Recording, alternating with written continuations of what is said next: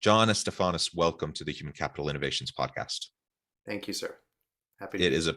it's a pleasure to be with you. I'm super excited for this conversation. We're going to be talking about related topics that connect and are really important in organizations, ones that I spend a lot of time and energy thinking about and talking about with individuals, teams, and organizations. And that is building high performing teams and building inclusive teams. And really the two go hand in hand. And when we can have inclusive, high performing teams, that's where the magic happens, and so many great things can happen for individuals, teams, and organizations. As we get started, I wanted to share John's bio with everybody. John Estafanous is the founder and CEO of Rallybright, a SaaS team development platform which helps business leaders improve team performance dynamics and inclusion. John helps business leaders build high-performing, inclusive teams, and he works with executive teams and leaders of teams of all sizes and levels of organizations, ranging from startups to unicorns to enterprise tech companies and household names in healthcare and media. He also partners with organizational people leaders interested in measuring inclusion and collaboration. I love all of that. That's fantastic. Anything else you would like to share with listeners by way of your background or personal context before we dive on in further? Yeah, no, I think the most important thing for me is aligning with the mission of our organization here at Rallybright, which is to make work better for everybody. And we believe the way to do that is by helping managers become better leaders and build those high performing and inclusive teams. Started the company because I spent many years as a global executive working with teams around the world. And one thing I always lacked was the insight as to what was actually happening on the ground. So we wanted to democratize that, normalize that, and provide measurement for a lot of the softer side of things that actually are absolutely critical to driving how people and organizations perform. Yeah, I love it. Wonderful. And having that global executive background, and then bringing that into your current work, I think that's a tremendous perspective, and that allows you, I imagine, to both gain a lot of credibility with clients, but also just have the perspective needed to be successful as you move forward. So that's fantastic. Can you tell us a little bit about how you made the transition, how you moved from the executive space into Yeah. starting your own organization? Yeah, absolutely. Well, first and foremost, I've always had a startup bug. So I actually started my first company way back when after making the mistake of going to law school. So when I graduated, decided I was going to be an entrepreneur, and that was the beginning of it. But the transition from the global executive was after I had worked in the field for about a dozen years in that role. I I wanted to take some time and really focus on what my personal mission and values were. And I knew flat out that all of the success I've had or all of the success I've seen in organizations was really not about an individual. It was about a group of individuals working together to achieve a common purpose. So focusing on teams was number one priority. Number two, I've always been a techie. So technology is something that's near and dear to me. Data is near and dear to me. But more importantly, if you want to make a dent in the universe or change the way people work, you have to be able to scale. And the best way to scale is through technology. And then the third kind of founding principle behind why I decided to do this was ultimately your success is in helping others lead and grow and allowing them to pay it forward and help more people learn and grow. So it's all about the people. So once again, focusing on teams as the core operating units, focusing on technology as an ability to scale, and focusing on people ultimately was what I wanted to do. So I had the great fortune of having worked with an executive psychologist who was embedded at Microsoft for over 18 years. And I built some tech for her during our first startup. And she came on as our founding partner, and we built Rallybright. We built the start of Rallybright. That's fantastic. I love those core values and principles that have guided you as you've gone through your career. And for anyone listening, regardless of whether your values and principles align with John's, or you have different ones, I'm not sure that even matters all that much. What's really important, though, and what I think you're modeling really well, is the fact that you are very thoughtful about those core values and driving principles and trying to stay true to them. And so I think a lot of us find ourselves floating through life, and we find ourselves kind of just going with the breeze, uh, and sometimes chasing the low-hanging fruit or just going after what's easy. And that isn't necessarily a bad thing, but it means that we can very quickly have mission and scope creep and end up doing something that we really have no interest in doing, and we're not going to find fulfillment, meaning, and purpose, and we're not going to be particularly happy, and we're not going to add as much value to the world and to our teams and to our customers as we would otherwise. So just taking the time to think through that and to be able to clearly articulate your driving values and principles, I think is really important. So I appreciate you sharing that with us. That was a great example. So now you find yourself in this space. You started Rallybright. Let's talk, before we talk a little bit about what you do with Rallybright, let's talk a little bit more about high performing teams and inclusive teams. Define those a little bit, and then talk about how they connect with each other, and then we can get into more about how you go about doing that with Rallybright. Yeah, absolutely. So high performing teams, we like to call them resilient teams, are teams that can engage with adversity. They can sustain their performance through various obstacles. They can rebound from challenges and setbacks, and they can learn and grow from the experience. So when we look at high performing teams, they have those characteristics or qualities to them. What's hard to do is is measuring those, right? Like, how do you actually measure the things that drive that? And it really fits into two buckets: team dynamics, how we work together, and team impact, how we achieve those business goals, or how we impact the business that we're working on. So by looking at impact and engagement with the team dynamics, we're able to get an idea of what drives a high performing team. Um, as we were, just kind of digging into the engagement or the team dynamic side, the most important components of that are really focused on inclusion. If people don't feel like they belong, if they don't have psychological safety, if we're not communicating clearly, we're not going to be able to have, those strong dynamics, and we're not going to be able to, and if we're not working well together or collaborating well together, we're not delivering against the impact or the shared purpose that we are all working towards in our jobs. So by pulling those two together, that's kind of how we look at high performing teams, looking at engagement and impact, and then B, inclusive teams, which are focused on inclusion and collaboration, which is really how we work together. And ultimately, by taking those two components of performance and inclusion, I think it's a great way to look at how are we doing. It's a great way to measure against your goals as you're building teams or as you're participating in teams, because ultimately that's how you achieve that personal fulfillment, your team fulfillment, and then your organizational fulfillment as well. Yeah, and we all want inclusive teams. We all want high performing teams. Something you just said, I think, is really important, and that is we have to be clear on defining what that means for us. What does high performance look like for our team, for our organization? And in order to be able to do that, you have to be very clear on the mission and purpose of the organization, the mission and purpose of your team. You have to have a very clear understanding of the value you bring to the marketplace, and then you have to seek for alignment with all of those things, right? And then you have to create the metrics, or I guess first the objectives and the KPIs, and go after the metrics and actually measure it, to see if you're performing at a high level. And so we talk a lot about high performing teams. Again, I think everyone wants their team to be high performing, but you could theoretically be quite high performing in one area that doesn't actually matter all that much to the organization, and not perform very well at all in the areas that actually matter. So we need to be very clear about aligning, and we have to take that just means we have to take the time to have the conversations and be very crystal clear for ourselves as the leader, for the people on our teams, be crystal clear about what we're trying to accomplish and why, and regularly communicate that so you can measure it and actually gauge things over time. Yeah. John, I think you hit the nail on the head. Direction is actually the most important dimension behind high performing teams. And that is having that shared purpose, that shared vision, and aligning that with your organizational values. And I think you also mentioned something really critical. You have to be able to measure these things. And it's usually not, the numbers at the end of the quarter or the quotas that you're trying to hit. Those are what we like to call spreadsheet or business intelligence or CRM metrics. There are ways to measure performance in ways like, are our behaviors aligning with our goals? And do we have a way of actually tracking that? So it could be OKRs, it could be KPIs, it could be measuring the core fundamental behaviors of how the team interacts with one another. Because even if you're hitting those numbers and you're considered quote unquote high performing by organizational standards, think about what you might be leaving on the table. Yeah. And the old adage, what we often measure doesn't really matter, and what matters is hard to measure, right?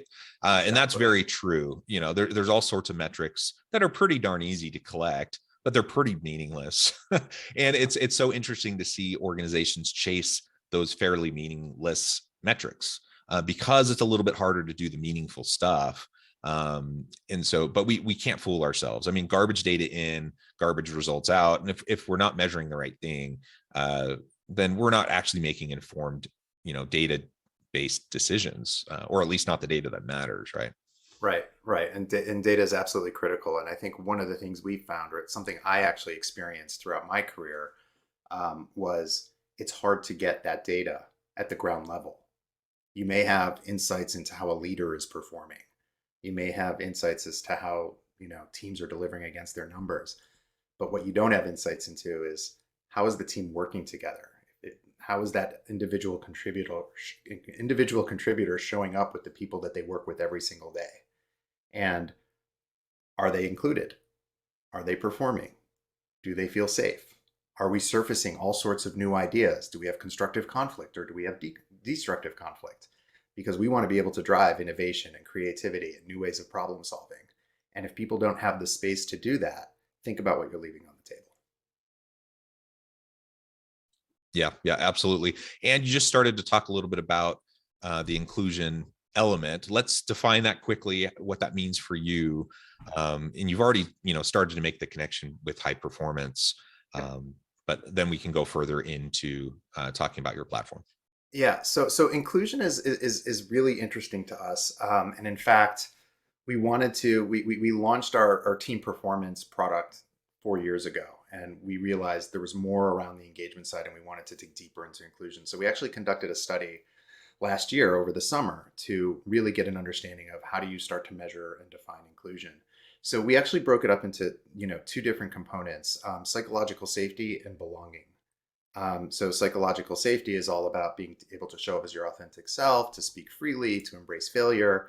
And belonging is all about contribution. Are my skills, are my opinions, are they heard, and are they accepted, and are they acted upon?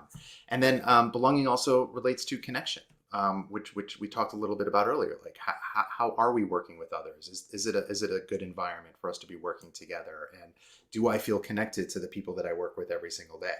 So those two, I would call them dimensions of inclusion, were how we kind of came up and started to quantify that.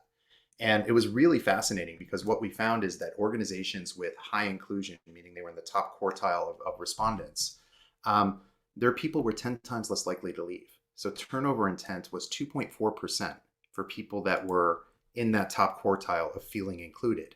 That jumped up to 25% when you got into the bottom three quartiles.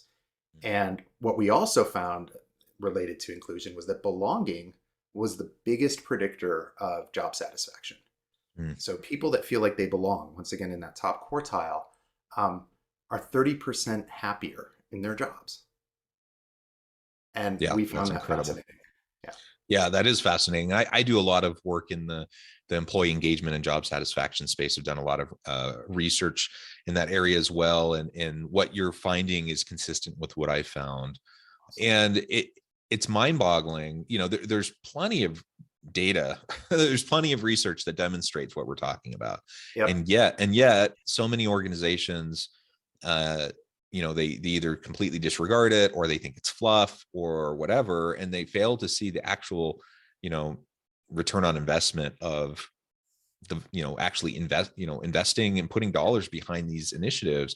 When you're talking about a difference between like 2.5% turnover intention versus 25+%, that's crazy. That represents so much money for the Think about, yeah, organization, and absolutely. so much savings. Now, can we get everyone? I mean, by definition, you can't get everyone into the top quartile, right? Right. But you But we can, can raise the bar. but you Yeah. can raise the bar, right? You can Yeah. you can move it up and help people feel more included, valued, and safe. I love all of those components that you've outlined. And ultimately, that's what we all want. We all want to be able to go to work doing something that we feel like it matters, that brings fulfillment, meaning, and purpose to us, and where our contributions are valued. And like you said, we're seen, we're heard, we're given an opportunity to contribute. And that doesn't mean that everything we say is going to be implemented, but it means that we really feel like we're valued, and our organization cares about what our contributions are. That seems like a pretty low bar to me. If I'm being a Almost lead, common sense. yeah, it's common sense. And if I'm a leader, like that seems like a pretty low bar that I need Yeah. to like fundamentally surpass just to be half decent as a leader anyways. And so it's good that we're calling attention to this, because I think that the issue isn't intention. I think most leaders are probably thinking, yeah, I want an inclusive, psychologically safe workplace where people can work together well and collaborate. That's going to bring better performance. You know, they get the business case, they get the human case, they understand why it's important, they have the good intentions.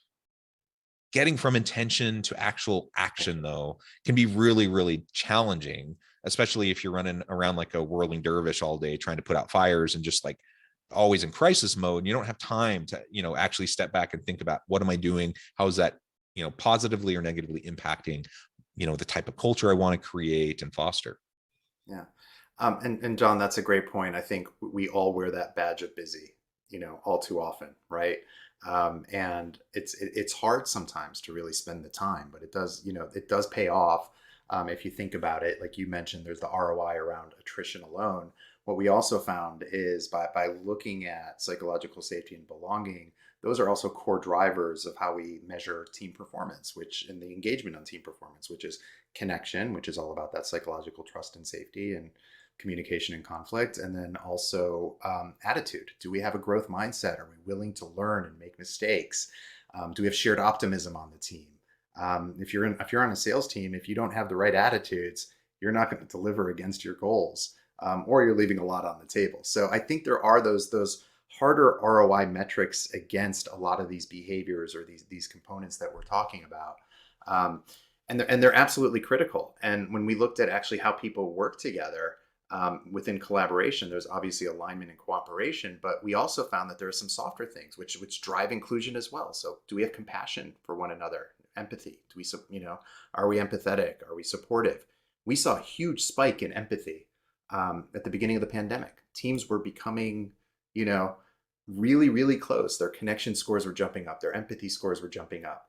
And what we've been finding is now we have a barbell effect. So we have people that are really, really connected because they've been through it all together. And we all had to deal with moving to our homes and getting our kids in school online and all sorts of other stuff, whether you were an IC or a leader. But now we have people that have been through it all together and people that are coming onto teams. If you look at the Great Resignation, the amount of turnover has been insane.